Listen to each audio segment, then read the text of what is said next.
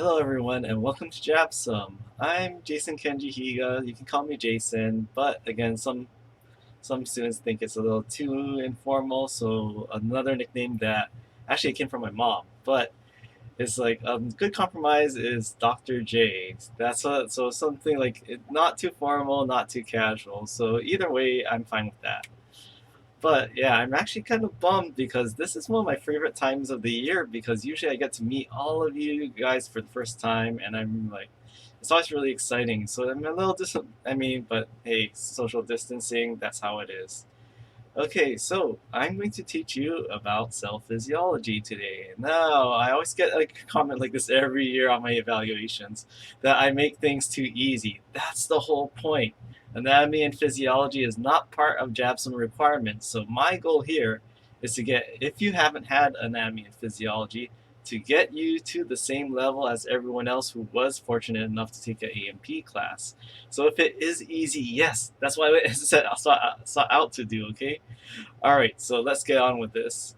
Okay, so part of the requirements is that we need at least 2 or 3 learning objectives per lecture. So what happens here? So what are our learning objectives for this lecture? So I know, I hate this edu speak.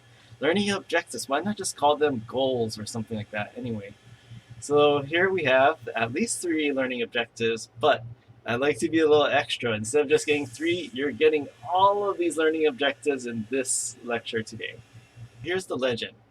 I can't take credit of it for this. Actually, this was inspired by Dr. Matsui, who you'll be seeing a lot of in MD2. So if you see these little books, these are USMLE board exam topics. So these are frequent favorite topics you'll see on the USMLE Step 1, possibly Step 2. Now, key terms, when you see these key terms, these are the ones that I will focus on when I'm writing the questions for your exams.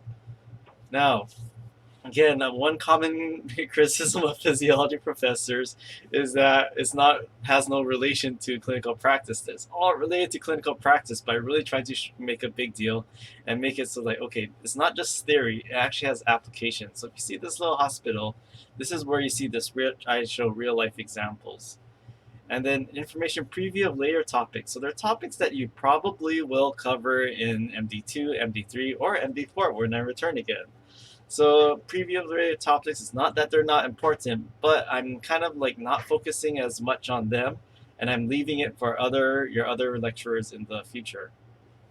And this microscope, so recent discoveries and hot topics. Maybe they're things that have been discovered or are being actively researched within the past maybe few years, like 3 or 5 years.